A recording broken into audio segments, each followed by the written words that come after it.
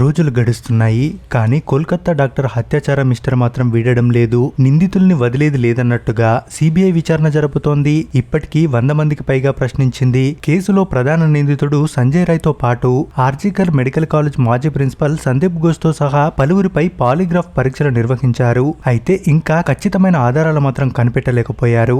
ఈ క్రమంలో తాజాగా ఓ ఒళ్ళు జలధరించే నిజం వెలుగులోకి వచ్చింది. నిందితుడు సంజయ్ రాయ్ దావఖానాలో మృతదేహాలతో శృంగారం చేస్తున్నట్లుగా తెలుస్తోంది. ఆ శృంగారానికి చెందిన వీడియోలను అతని ఫోన్లో గుర్తించారు సిబిఐ. దీని పట్ల పోలీసులు విచారణ చేపడుతున్నారు. ట్రైనీ డాక్టర్ రేప్ హత్య వెనుక ఉన్న అన్ని కారణాలను అన్వేషిస్తూ సిబిఐ దర్యాప్తు వేగవంతం చేసింది. నిందితుడు ఫోన్ నుంచి వీడియోలను రికవర్ చేసిన సిబిఐ అధికారులు మెడికల్ కాలేజీలో ఉన్న మార్చరీలో అతను ఆ వీడియోలను షూట్ చేసినట్లు చెప్పుకొచ్చారు. బాధితురాలి మృతదేహంతో శృంగారం చేసిన ఫోటోను సైతం తన ఫోన్లో గుర్తించినట్లు తెలుస్తోంది. ఇక ఈ కేసులో మరో కీలక వ్యక్తి సందీప్ ఘోష్. ట్రైనీ డాక్టర్ హత్య జరిగినప్పుడు తానే ప్రిన్సిపల్ గా ఉన్నాడు.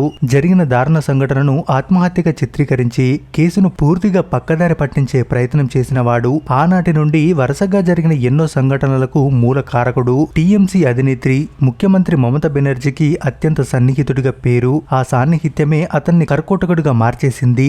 దేశ సర్వోన్నత న్యాయస్థానం కోల్కతా హైకోర్టు ఈ ఘటనలో ప్రభుత్వ చర్యలపై సందేహాలు లేవలెత్తినప్పుడు అన్ని వేళ్లు సందీప్ పైనే చూపించాయి. కారణం ఆ అమ్మాయి అత్యాచారం జరిగిన రోజు ఆ కాలేజ్ అధిపతిగా ఉన్నది సందీపే కాబట్టి కనీసం ఎఫ్ఐఆర్ నమోదు కాకుండా విద్యార్థిని మృతదేహానికి పోస్ట్ మార్టం నిర్వహించారు. ఈ కేసు ఇప్పుడు సిబిఐ చేతికి వెళ్ళింది కాబట్టి 6 రోజుల పాటు సందీప్ ను సిబిఐ కూలంకుషంగా ప్రశ్నించింది. ఈ క్రమంలో ఆయన అధికారిగా ఉన్నప్పుడు కాలేజీలో జరిగిన ఆర్థిక పరమైన అక్రమాలు, సుప్రీంకోర్టు మార్గదర్శకాలను వ్యతిరేకంగా మృతురాలి గుర్తింపును తెలపడం లాంటి అవకతవకలపై సిబిఐ విచారణ జరుపుతోంది. ఒక తెలివైన విద్యార్థి నుండి ఓ వైద్యుడిగా, తర్వాత మెడికల్ కాలేజ్ వివాస్పద ప్రిన్సిపాల్ గా సందీప్ ఘోష్ ప్రస్థానం సాగింది. చిన్నప్పటి నుండి సందీప్ ను దగ్గరగా చూసిన వాళ్ళు అతను ఇలా మారాడంటే నమ్మడం లేదు. ఈ సంఘటన జరగడానికి ముందు ఆ కాలేజ్ మాజీ డిప్యూటీ సూపరింటెండెంట్ అఖ్తర్ ఆలీ ప్రభుత్వానికి, రాష్ట్ర విజిలెన్స్ విభాగానికి, అవినీతి నిరోధక శాఖకు హాస్పిటల్లో జరుగుతున్న అక్రమాలు, అవినీతి గురించి 15 పాయింట్లతో ఫిర్యాదు చేయగా ఎటువంటి చర్యలు తీసుకోకపోగా ఆలీనే బదిలీ చేసింది ప్రభుత్వం.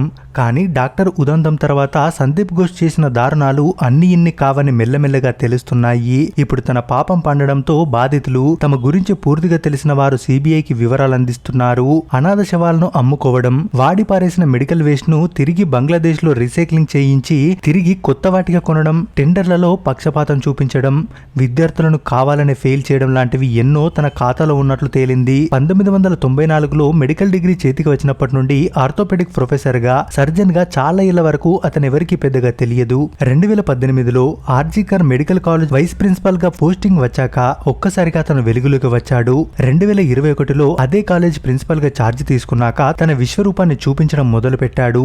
4 సంవత్సరాల పదవీ కాలంలో అతను 3 సార్లు ట్రాన్స్ఫర్ అయ్యాడు. అయితే ప్రతిసారి ఆయన తిరిగి అదే పోస్ట్ లో నియమితుడయ్యేవాడు. ఒక్కోసారైతే కొన్ని గంటల్లోనే.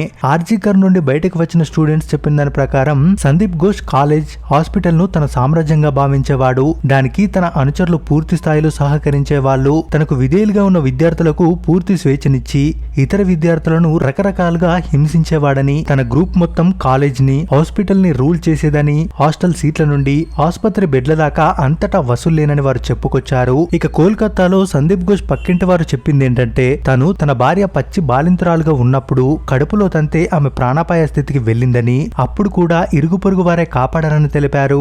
ఘోష్ చేసిన ఇలాంటి అరాచకాలకు అంతే లేదని అతనేంటో తెలిసిన అందరూ ఇప్పుడు చెప్పడంతో ఒక రకంగా ప్రధాన ముద్దాయి సంజయ్ రాయ్ కంటే సందీప్ ఘోష్ ఇంకా ప్రమాదకారి అనే అభిప్రాయాలు వెల్లువెత్తుతున్నాయి. ఇక ట్రైనీ డాక్టర్ ఘటన నేపథ్యంలో సందీప్ ఘోష్ పై అవినీతి ఆరోపణలు వెల్లువెత్తిన విషయం తెలిసిందే. ఈ క్రమంలోనే ఆయన్ను ఎన్ఫోర్స్మెంట్ డైరెక్టర్ విచారిస్తోంది. ఇప్పటికే పలుమార్లు ఆయన ఇంట్లో తనిఖీలు సైతం నిర్వహించారు. ఆయన భార్య పశ్చిమ బెంగాల్ ప్రభుత్వ అధికారుల నుంచి సరైన అనుమతి లేకుండా 2 స్థిరాస్తులను కొనుగోలు చేసినట్లు ఈడీ తెలిపింది. కాగా ప్రిన్సిపల్ గా కొనసాగిన సమయంలో సందీప్ ఘోష్ ఆర్థిక అవకతవకలకు పాల్పడినట్లు కేసు నమోదయ్యింది. ఈ క్రమంలో ఆయన ఇళ్లలో పాటు బంధువుల నివాసాల్లో ఈడీ సోదాలు చేయగా దాదాపు 1/2 డజన్ ఇళ్లు, ఫ్లాట్లు, ఫామ్ హౌస్లకు సంబంధించిన కీలక పత్రాలు లభ్యమయ్యాయి. 2021 సంవత్సరంలో Sandeep Ghosh RG Kar medical college principal హోదాలో కొనసాగారు. ఆ సమయంలో ఆయన సతీమణి doctor Sangeeta Ghosh assistant professor గా నియమించినట్లు ఈడీ అధికారులు చెప్పుకొచ్చారు. ఈ సమయంలోనే సందీప్ ఘోష్ దంపతులు ఆర్థిక లావాదేవీల్లో అవినీతికి పాల్పడి